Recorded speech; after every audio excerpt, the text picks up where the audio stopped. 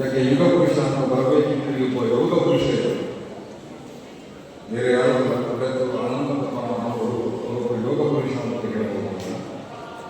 ಯಾಕಂದರೆ ಇಲ್ಲಿ ಕಿನ್ನಿಗೋಡಿ ಪರಿಸರ ಎಂಬುದು ಸಾಂಸ್ಕೃತಿಕ ನೆಲೆಬೀಡು ಆಗಲಿಕ್ಕೆ ಅತ್ಯಂತ ಶ್ರೇಷ್ಠ ಕೊಡುಗೆಯಿಂದ ಸಮಾಜಕ್ಕೆ ಕೊಟ್ಟ ಧೀಮಂತ ವ್ಯಕ್ತಿ.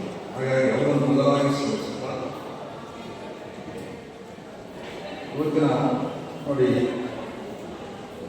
ಭಾರತೀಯರಿಗೆ ಪ್ರಾಚೀನಾಗಿ ಪಾಶ್ಚಾತ್ಯ ದೇಶಗಳಿಗೆ ಬಹಳ ಬೆಲೆ.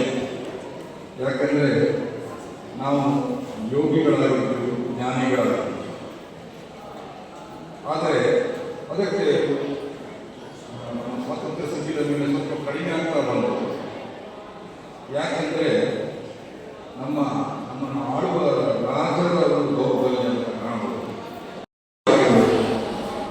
ಯೋಗದ ಪ್ರಾರಂಭದ ಘಟ್ಟಗಳು ಏನಂದರೆ ಆಸನ ಪ್ರಾಣಾಯಾಮ, ಇದು ಪ್ರಾರಂಭದ ಘಟ್ಟ.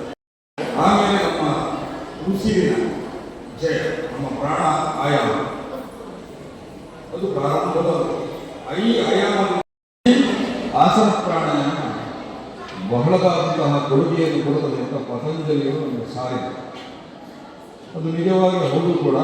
ನಾವು ಪೂಜೆ ಮಾಡುವಾಗ ಕೂಡ ಆಸನ ಪ್ರಾಣಾಯಾಮ